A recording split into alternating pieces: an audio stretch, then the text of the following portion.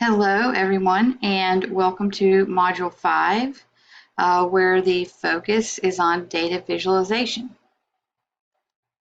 The learning outcome associated with this module is to apply data visualization techniques to explore patterns and trends related to a population or a topic.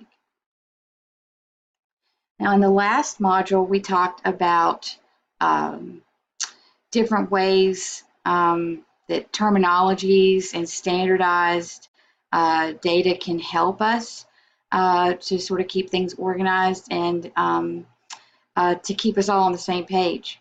And the same is true certainly for the data that we're working with when we are creating visualizations. Standardized structured data are foundational. We may find these in categorical or continuous forms. Other data that we're working with may need to be pre-processed so that we can create this type of data. And then any relationship among the variables should also be shared. Now, I attended the University of Minnesota's Data Science for Clinicians course last year, and they shared some very helpful information. Dr. Munson, who is there as an expert on data visualization in nursing, and she works a lot with the Omaha system, which is one of those classification systems that we've talked about. And this was actually one of the slides that she had in her course, where she is showing or illustrating rather, that these classifications help us to begin to paint meaningful pictures of the data. So I just wanted to share this with you again as an illustration to help sort of make sense and wrap our brains around this. Now, there are lots of options for visualizing data. This is probably one of the most helpful charts that I've come across in the years I've been doing this. And if you have a particular relationship that you're wanting to show, then there are certain graphs, certain charts that are more applicable to that. If you're trying to compare something, if you're trying to show a distribution or the composition, the group composition, there are various ways in which you can do that. But as you can see from this graphic, there are options that are more appropriate for certain questions or relationships, etc., that you're trying to share with others. Now, this was from an article. Again, Dr. Munson wrote. It's very similar in nature to the one that was on the previous slide, but I just wanted to share this one with you as well. This one is in CIN, and you should have a copy of it listed in your readings for this module. So again, if these may help you to think about how you might share the data you have for different reasons, the different questions that you're trying to answer. Now, this is just an interesting illustration here. Anscombe's quartet is a set of 4 data sets. And this is really just sort of an example of how important it is to visualize your data. But this is a set of 4 data sets where each produces the same summary stats. So like the mean, the standard deviation, correlation, which could lead one to believe that these data sets are quite similar. But once you visualize the data, it becomes clear that they are very different. The effectiveness of this illustration is not due to simply having these 4 different data sets which generate the same statistical properties, is that they're clearly different and they're distinct visually, as you can see. In contrast to this one, you see this unstructured quartet, which also shares the same statistical properties as Anscombe's quartet, but there aren't any obvious underlying structures to these individual data sets. So it's not nearly as effective as at demonstrating the importance of visualizing your data. Now, recently, another researcher created the Datasaurus data set, which urges folks to never trust summary stats alone, to always visualize your data. And I don't know that we always do that, but this makes a good point. So while the data exhibits normal seeming statistics, plotting it reveals a picture of a dinosaur inspired by that Anscombe's quartet. So I'll just show you, this is something I found online, and you can see while they're different in appearance, they have the same summary statistics. So again, very similar to what was being illustrated in the previous slide.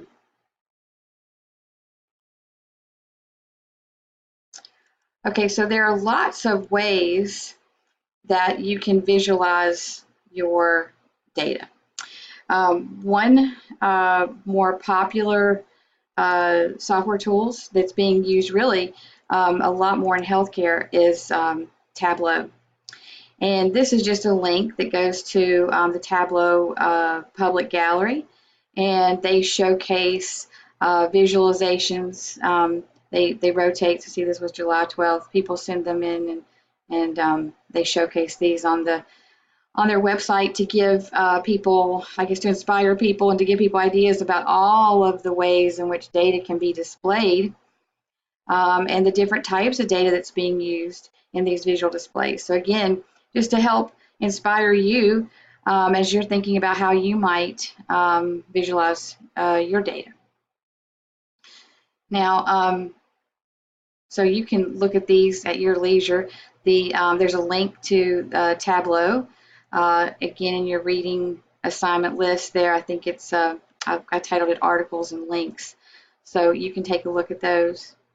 And keep in mind that a lot of healthcare facilities are using Tableau because of just it's very robust in how it can help you share the information. And it's very important as we continue to work with patient data that nurses are able to review the data quickly, that they're able to surmise what is being communicated in this data, and that they're able to act upon it. That's certainly our ultimate goal. Okay, so D3 is another interesting option, and you can just kind of click on these and see how data has been used to illustrate just different things. So this was from the New York Times. So how tax rates vary greatly across U.S. companies, but you can see just how interactive this display is. We can look at another one just to see. This looks like a heat map of some sort, but there, yeah. So this is about again, financial data. Dow Jones Industrial Average from 1990 to 2010, and it looks like, yeah, we can, maybe not.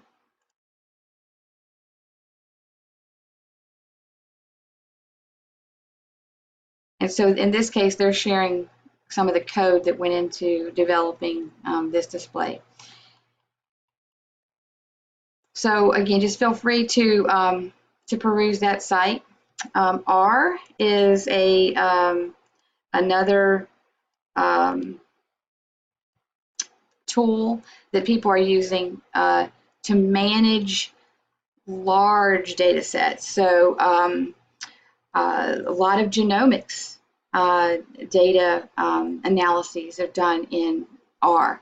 And you can see here there's a lot of code that goes into this, but there are lots of websites that can support the management and analysis and building of these displays in R. And just because genomic data, for example, that's just the one that pops into my head, genomic data produces so much, or genetic testing produces so much data. It's just really often difficult to manage. And there are just very interesting ways in which we can display this data. Okay, on the note of genomics and just how much data is generated, and then how we have to work really hard to communicate that.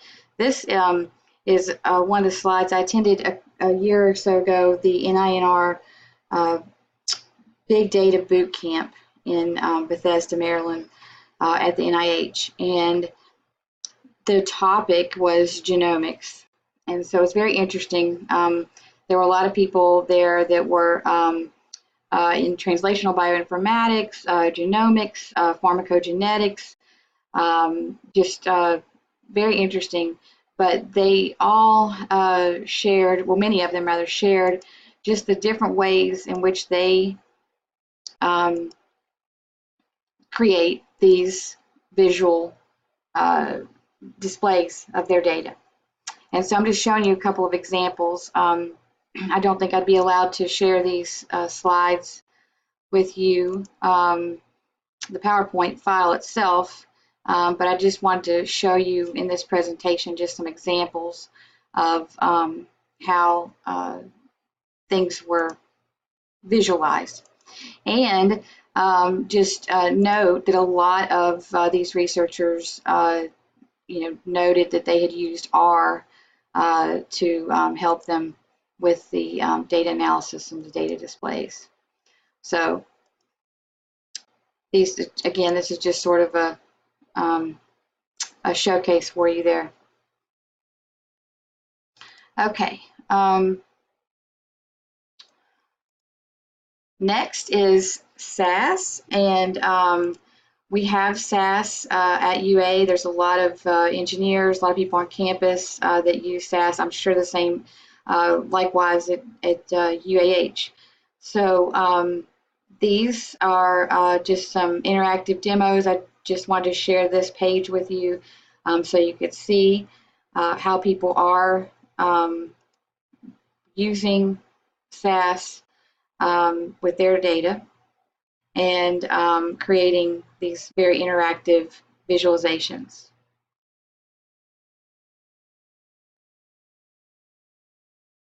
And so you can imagine this helps us with our even the data mining to look at things visually, see these connections, and then begin to explore further. So not everything is a linear path from point A to point B. A lot of things are very iterative, and so we take the data, we clean it up, obviously, as you guys experienced, seeing what data might look like when you download it from a secondary data set, or you get it from someone else and you're not sure exactly how they manage the data, but you've got to be, you're responsible for cleaning it up. And then you're going to put it into some sort of software and begin to look at it, begin to work with it. And so this is just one of those ways that you're going to be able to do that. And then, of course, in the end, you want to be able to have some sort of visualizations to help your readers or the audience, whoever you're speaking to, begin to make sense and to begin to understand, And our brains sometimes are just really wired in a visual way. So visualizations are just really important. And this is just, you can see just sort of a library, if you will, of images, screenshots that are from graphs that you can do in SPSS. And it's very likely that you'll start working with SPSS in your quantitative course. Okay, and then for our assignment this in this module will be using Microsoft Excel. And so Microsoft Excel can really do a lot of things for you and can really help you manage your data. It may not be as easy to do some of the statistical tests as like SPSS or SAS, but you can get a good start with it, and you can do a lot. And then just from personal experience, I use a lot of the graphics that are produced in Microsoft Excel when submitting manuscripts. They just seem to be more visually appealing, and the people that I work with who've been doing this a lot longer than I have, they seem to gravitate towards that too. Now there are some visual tools that we use that, and we'll go over those in just a little bit, that there's not a substitute for, but nevertheless, in terms of your modes of central tendency and sharing things like that, it's very easy to do in Microsoft Excel.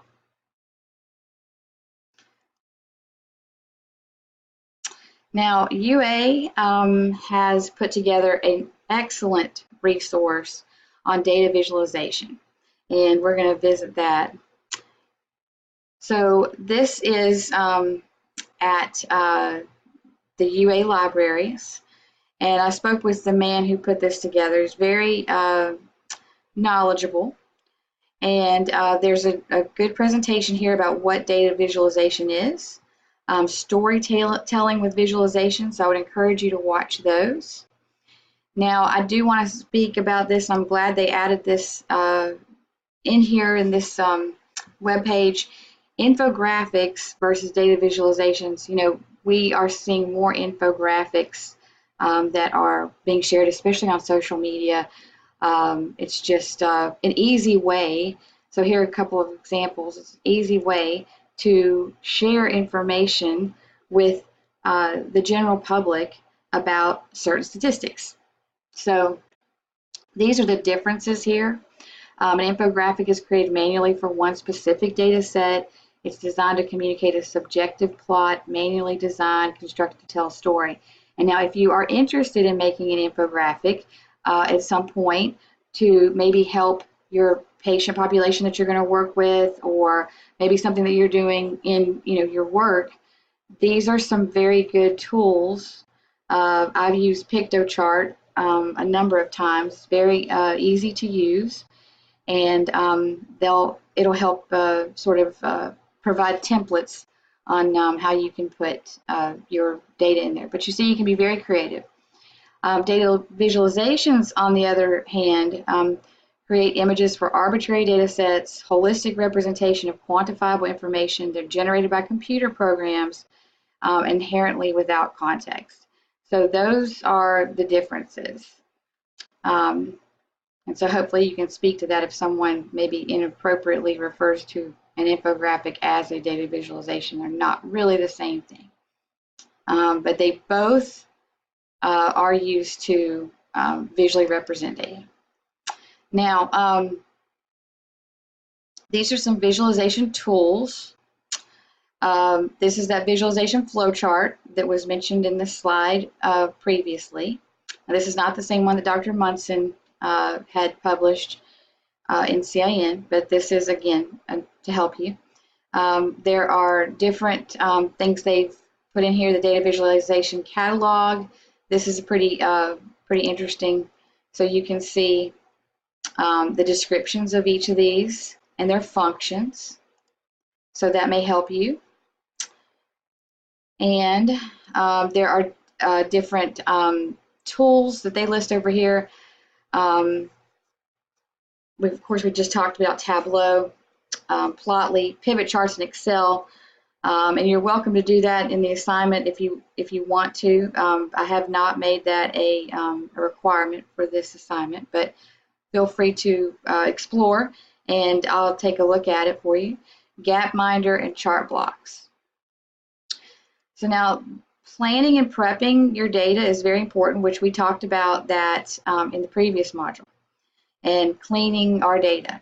And in fact, I believe that one of the links that they have in this on this specific page is one that I also referred you to. But these are very good tips for your spreadsheets and tools to help you clean your data. Now, one thing that some of us are starting to look at is research impact and bibliometric mapping. And so I've done a good bit of work in this area over the past 2 years. And it's just very interesting to see how we can look at networks among researchers.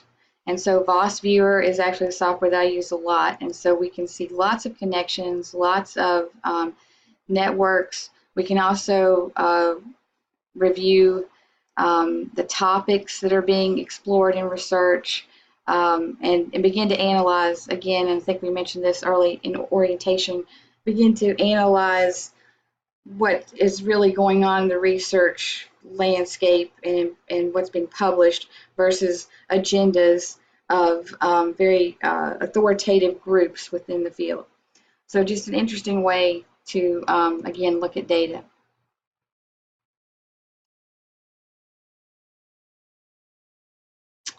Okay, so feel free to, take a look at that website. It's there for you, and it's there to help support you. Next, we'll talk about GIS visualizations. And these are GIS. We've been using GIS for quite some time. It's certainly in public health. It's very important to us to sort of get an idea and understand the contextual factors sometimes. So this is just one example of GIS visualizations. There are a number out there, but I certainly want to bring this one to your attention, being the United States Census Bureau. And they put together a number of interactive maps. And some of this data, some of this information may be very helpful to you, especially as you begin to explore the population or the area in which you're wanting to do research. So they have some data visualization examples here too, very interesting. And so feel free, to review these things to see how different data sets have been displayed. And then I found this one very interesting. As you all know, we're in hurricane season right now. In fact, we have Barry that is coming onto shore. And so this is just sort of an interesting visual and interactive visual to look at the different emergencies that are going on throughout the country. So if any of you ever look at emergency management, disaster management, that might be a source for you too. Rural America, one of our missions is to help equip nurses that are serving in rural areas at UA. So some of this information may be very helpful. And again, so here's, where can I find data for rural areas? There's different links, perhaps to different data sets for you again. So take a look at those when you have the chance.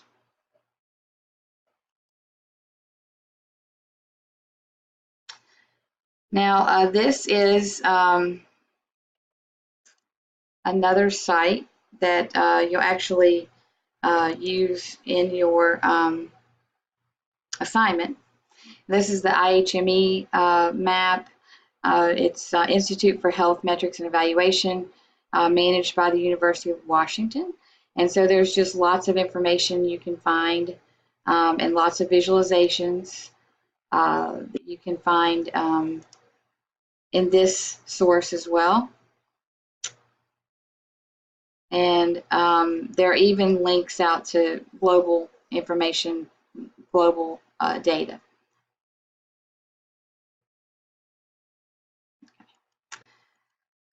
So now let's look at popular chart types. And I thought this was a pretty informative little graphic. These are probably some of the most common that we see used: pie charts, column charts, bar charts, and line charts. So each of these, they have different functions, if you will, and purposes.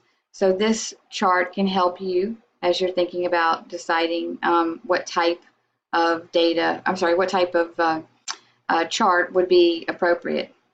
Now, there are basic elements of a chart, and this is from a very helpful book called Meaningful Graphs: Converting Data into Informative Excel Charts. And it was written by Dr. Smith, 2014. But these are some of the things that we would expect to see on a chart. Okay, so what are your categories? The vertical axis title, horizontal axis title, your data points or data labels, a legend. So this sort of just helps you to see what's sort of expected. Now, here's another algorithm to help you choose among the popular chart types. So, does one axis consist of discrete categories or time sequence based intervals? Yes or no? And then what would be best based on that? And so this will help you as well figure out what kind of chart is best. Now, there are less frequently used charts: area charts, stock charts, surface charts, donut charts, bubble charts, and radar charts. And then here are the common uses of those. So you may find that one of these options is best at some point. Now, I do want to mention dashboards because they are very powerful means of communicating data, and they're being used more and more frequently in the clinical setting. So dashboards are visual displays of the most important information needed to achieve one or more objectives consolidated on a single screen, so it can be monitored and understood at a single glance. So they are graphical displays that integrate related data sources. So these sources may be coming from multiple places. They may be the data itself. The data may be updated.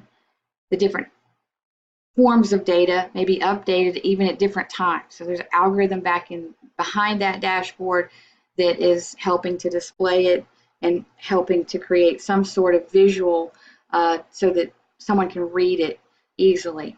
They should have the capability to be updated with real-time data. They're useful in enabling large data sets. So in many cases, EHRs, where we're collecting this data. They allow for critical communication and visualization of cumbersome and complex data. So as you know from being a nurse, it's very difficult sometimes to triangulate, if you will, to bring in all these different pieces of data, information, whatever it might be, and to make sense of it. If it's coming into one place and it's creating some sort of visual image, a lot of times it's easier for us to understand the bigger picture and to see what's really going on, and to also illustrate those trends and patterns, which are very important as we begin to make decisions about our patients. So when should you use a dashboard? You should use it when you're monitoring quantitative measures of outputs with a benchmark or comparison, observing critical data needed to accomplish an objective, and to communicate qualitative information, including lists or project management details. Now, this last bullet point really pertains more to probably like a project management type dashboard. So not necessarily a clinical dashboard. It's very unlikely that you're going to see qualitative data in some sort of clinical dashboard. Now, here's an example of different dashboards. You can see how people have put different pieces of data information together and trying to make sense of it. So dashboards are strategic, they might be operational, They might be analytic, and they might be a combination in some way of those three things.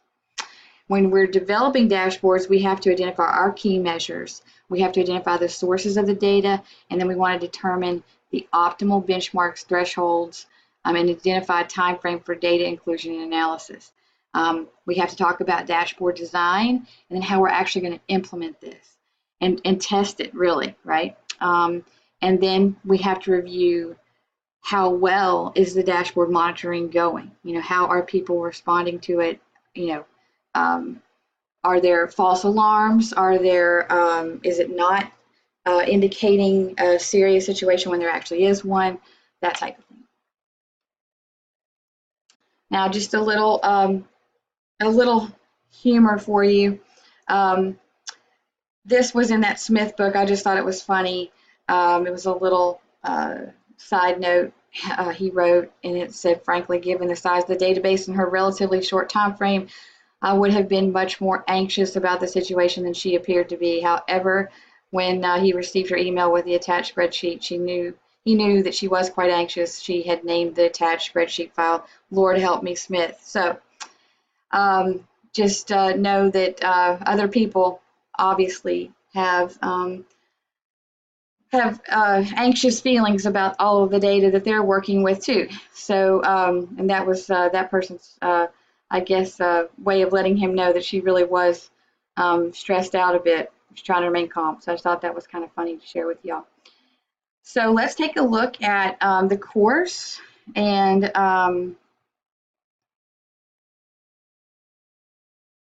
what we'll be doing for Module 5. So in Module 5,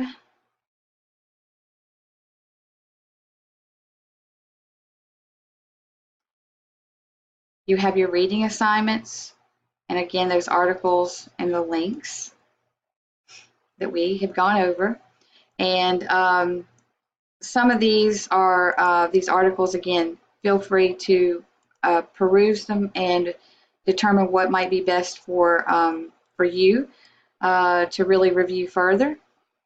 But this is an example of a nursing research dashboard, a tool for managing your nursing research program. So I wanted to show you how someone had used a dashboard for themselves for their own personal purposes in monitoring their research. And this one, if I'm not, yeah, this is an editor, how we're using dashboards now to drive decision making. So again, these visuals that are being created are just very helpful in the clinical setting. Another article related to dashboards. And I'm going to skip down here to some of these Munson articles that are very helpful pertaining to visualization. So data visualization techniques to showcase nursing care quality. This one is very helpful, showing different types of graphs. This is stream graph. Another, this is a heat map, which you're going to do a heat map. This is the rings, and we're seeing more of these types of graphs, these types of visuals to help explain complex data with multiple groups. And so these are just some examples for you. And again, they share the purpose of each of these. So this is just sort of a library in a way. And then here's that visual, or that graphic rather, that we showed earlier in this presentation.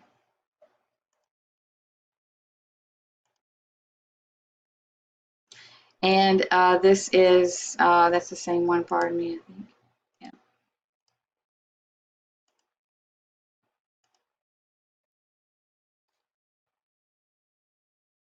Yeah, that's the same article.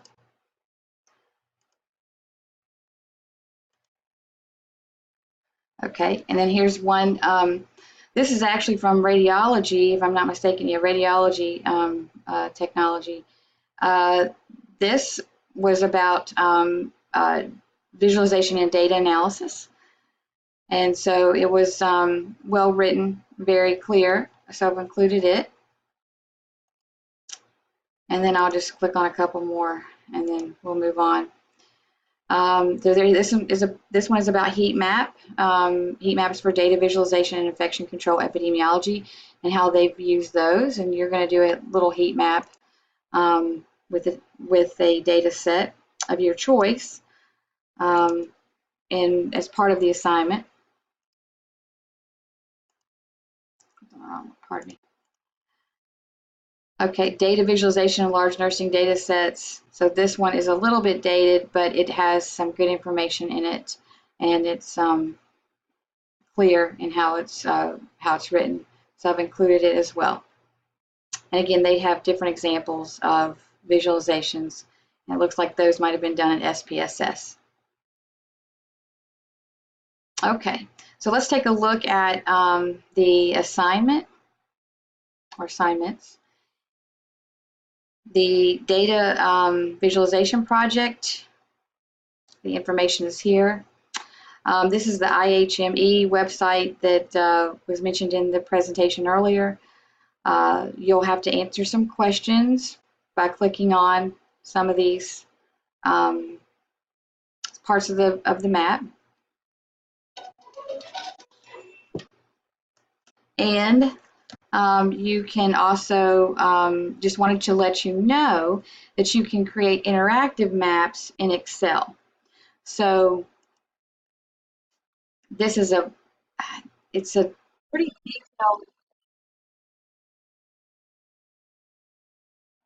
detailed visual or video rather.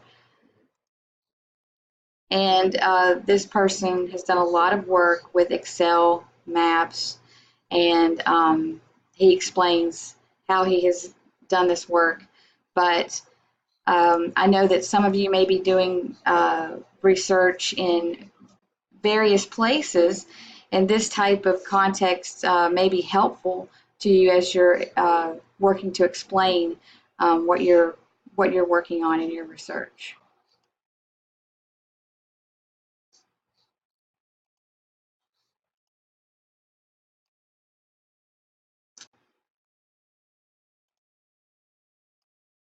Next, you will produce 3 data visuals, okay?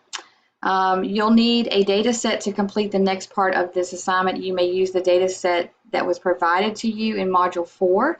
That was that one that you used in the last assignment. Or you may use one of the data sets you collected in Module 3 as part of your secondary data analysis project. I know that some of you found more helpful information than others related specifically to your research idea, your topic, but nevertheless there may be something in those data sets that you could work with. But you're going to create a heat map using at least 2 variables in Excel with your data set. For example, baseline systolic blood pressure and systolic blood pressure at discharge. And I just remember those were 2 of the variables in that data set that I provided for you. You're going to take a screenshot of your heat map and copy and paste it into a Word document. And that'll be the same Word document that you used to answer all these questions. Be sure to label it. Then you're going to create 2 other graphs or charts. Now this link here will take you to the Microsoft Office support site, but you're going to illustrate findings in your data set. So the type of visualization is totally up to you. Just be sure it's appropriate, based on those algorithms that I've shown you with, which chart to pick. So take a screenshot of those and copy and paste into a Word document. Again, be sure to label it. Then you're going to answer the following questions in your document. What patterns did you use or did you discover in the heat map? Did the visualizations you created help you gain insight? What hypothesis might you generate based on your findings? So I will show you a quick example, and this is a data set I had probably from one of those CDC data sets. It was scores. These are all scores. So just to show you an example of the heat map and I'm just going to take one column. You're going to take at least two variables in yours, but you just simply color it as you wish, and now you can work with your rules on the colors. So like I would like the lowest colors, the lowest values rather, to be greenish in color, and the highest values to be more red. You know, I don't like that red, but I think it's too dark, but maybe something like that. We'll see what happens. Okay, that's more pink, but you get the picture here. So you can see that the lower values, I think there's 25, there's 25. See how light that is versus the green. So you can imagine if you did all of these, well, it might not be appropriate necessarily to do all of these, but you can see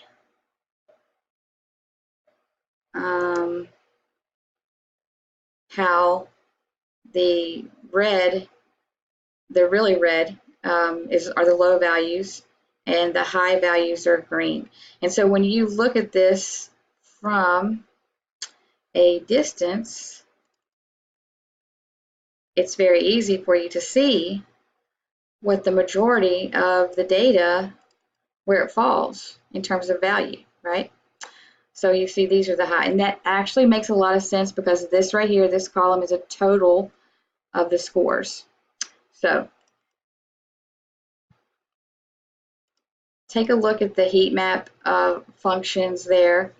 Then you will work to create two other visuals, and in this case, let's just say we do, I'm just going to do one column here as an example.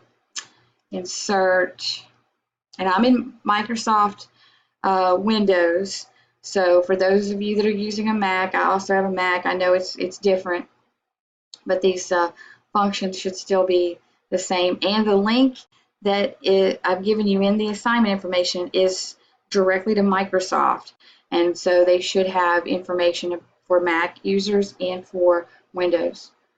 So recommended charts, let's just see what it says.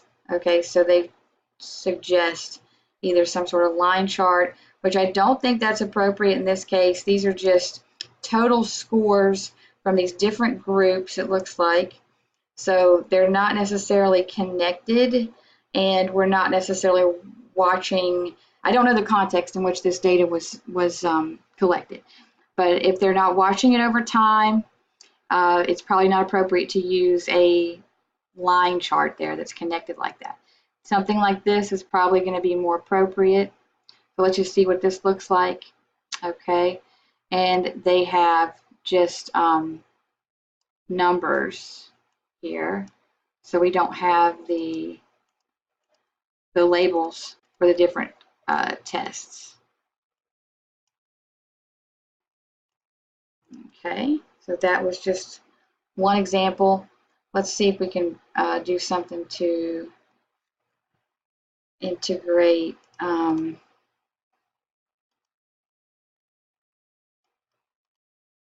these totals and associate them with the specific scores.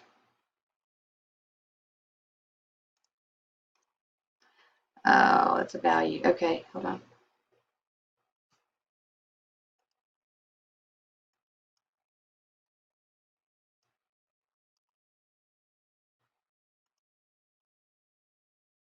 Oh, I just captured that one. Hold on.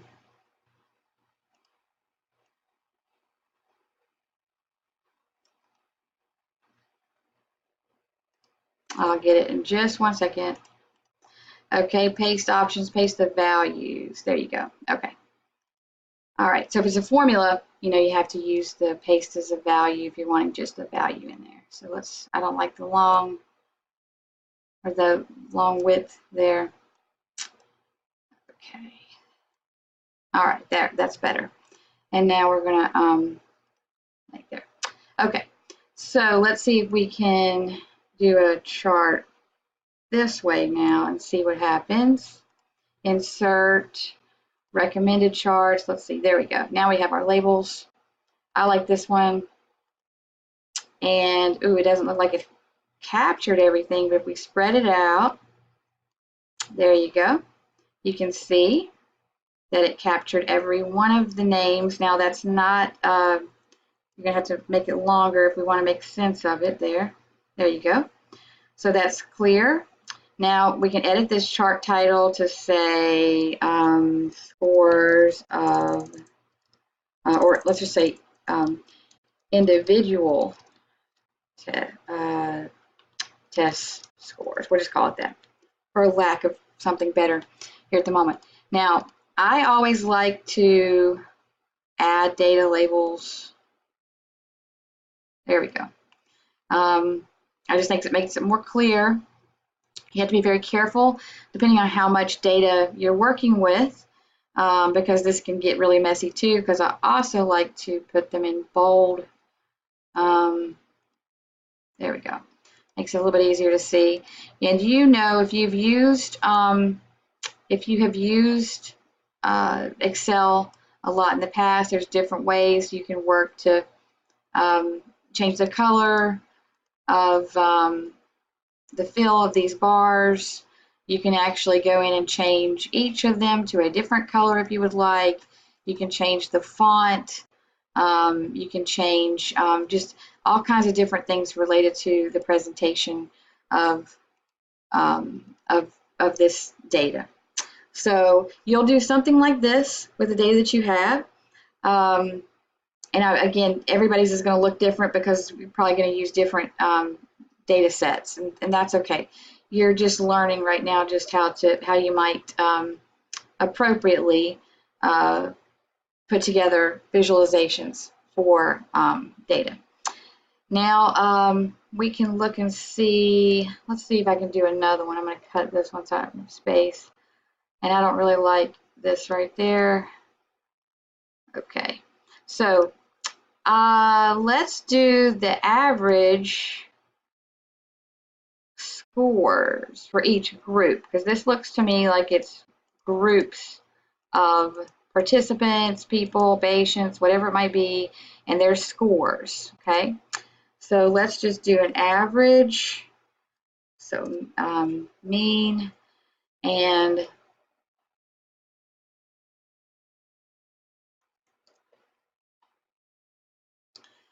okay, so there's our average, and then you know the trick here where you can pull the formula all the way over so it does it for every one of those columns. Okay, I like to bold all that stuff so I can see it easily. And in this case, these are average scores. So let's see what we can do here. I'm going to copy this just to a different little space. I like to do that sometimes. Again, just copy the values. So this is group 1, group 2, group 3, group 4, group 5. Okay, so this is group, and this is average test score. Okay, so I don't like all those decimals. So I'm going to format these cells, and I don't like any more than 2 decimals. That's just my personal preference. Seems a little bit easier to work with. And I like to put everything in bold here so I can see what I'm doing. And something, oh, that's that. I don't need that final total, so I'm going to delete that. Okay, so we just want to look at the groups.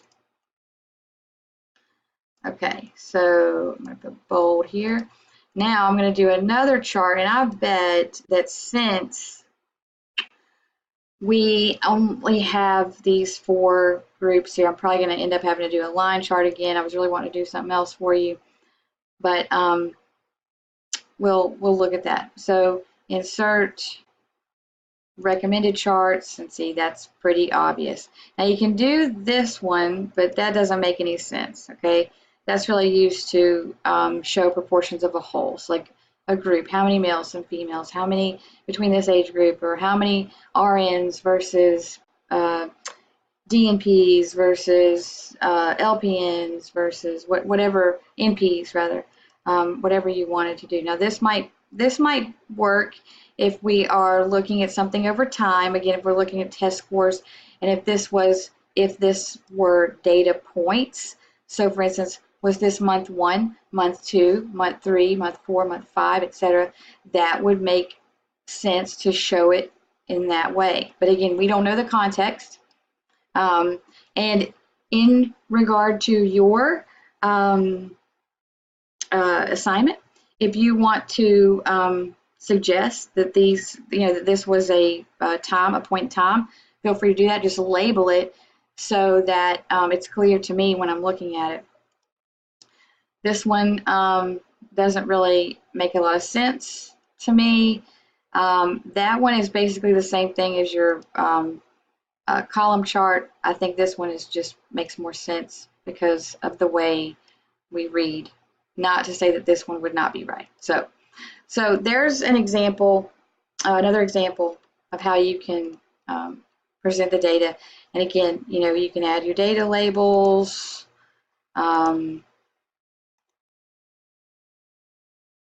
There's font bold.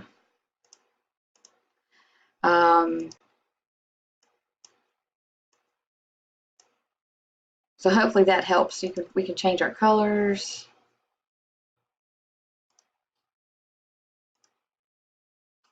There we go. So those are just a couple of examples of how you can complete that assignment. There is a rubric as well. Take a look at that. And if you have any questions about the assignment, don't forget about your video as well. Let me click back to that. Pardon me.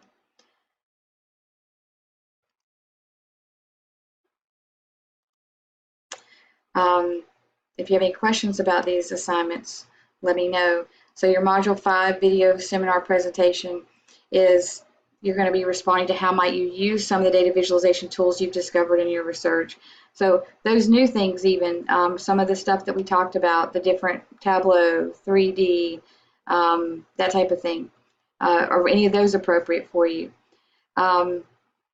Feel free to share something valuable that you've learned.